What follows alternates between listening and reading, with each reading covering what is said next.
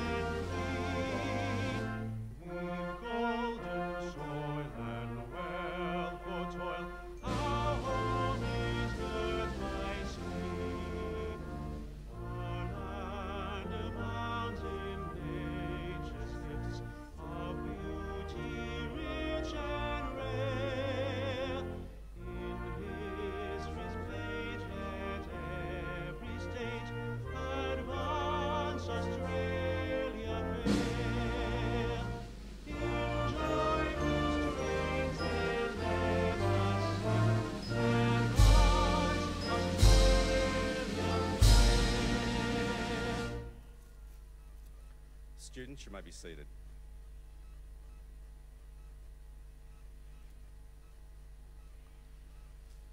The Australian War Memorial was the vision of Charles Bean, Australia's first World War official historian. Bean landed with the Australian troops on Gallipoli and stayed with them at the front through to the end of the war. The idea of this national memorial and museum came to him at Pozières, France, in the depths of the bloody fighting of 1916. Bean's idea was that this would be a place where families and friends could mourn loved ones buried in faraway places. It would also be a place that could help all Australians understand what these men and women had endured and what they had done for us.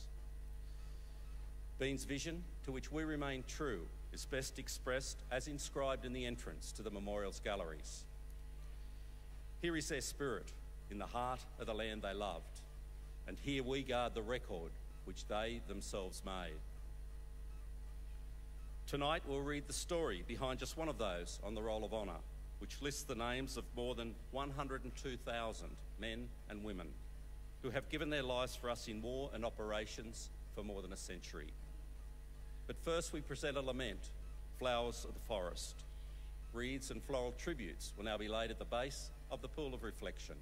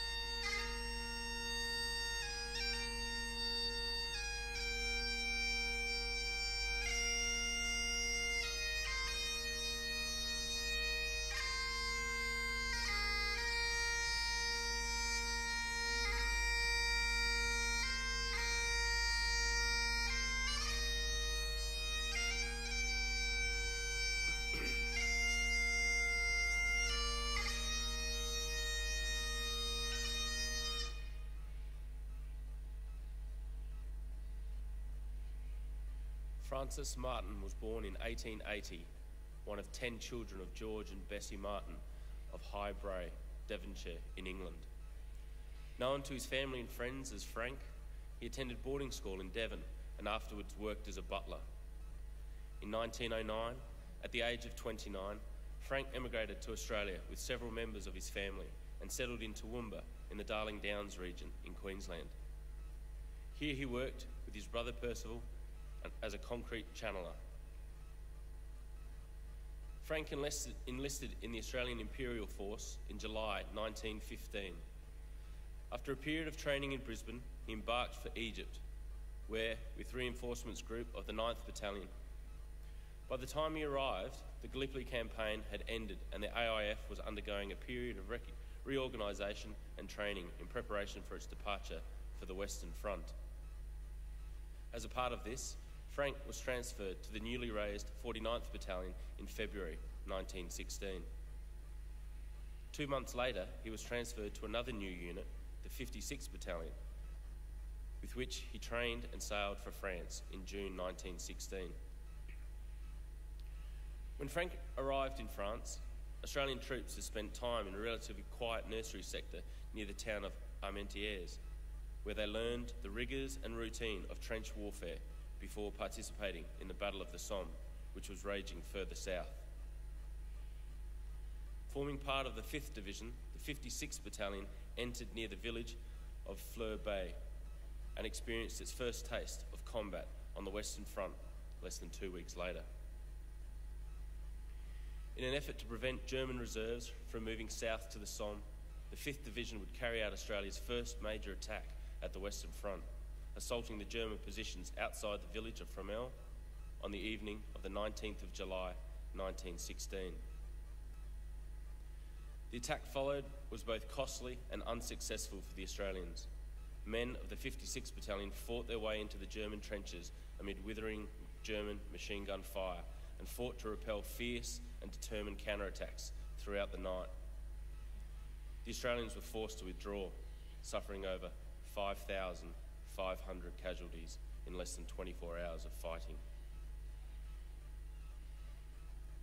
Aged 36 at the time, Frank Martin was listed among those killed that night at Fromelles. The historical records do not tell us how Frank died, but we know that his body was recovered at the battlefield and buried at the Anzac Cemetery. The historical records do not tell us how Frank's death affected Martin's family, but we knew that Frank's loss came at a time when the Martin family was grieving another one of their own. Frank's younger brother Ned, who was serving on the British Royal Marines Light Infantry, was killed when HMAS Black Prince was sunk at the Battle of Jutland less than a month before Fromelles. Of the 4 Martin brothers that served in the First World War, only 2 returned home. Frank Martin is listed on the Roll of Honour on my right, among almost 62,000 Australians who died while serving in the First World War. His photograph is displayed today beside the pool of reflection. His is but one of many stories of service and sacrifice told here at the Australian War Memorial. We now remember Private Francis Martin, who gave his life for us, for our freedoms, and in the hope of a better world.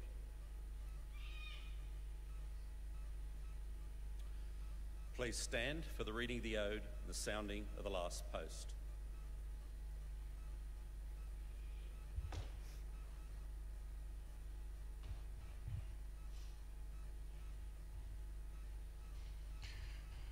They shall grow not old, as we that are left grow old. Age shall not weary them, nor the years condemn.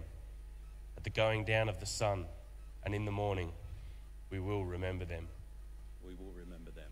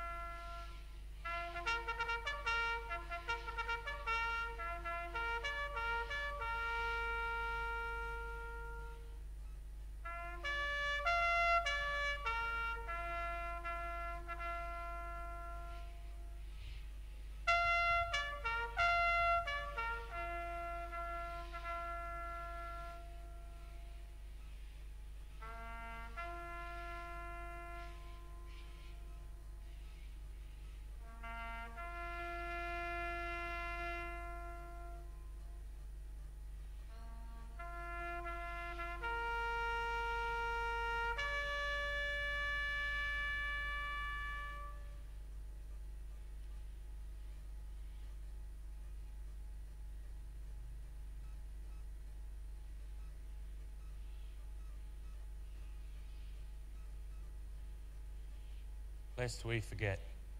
Lest we forget.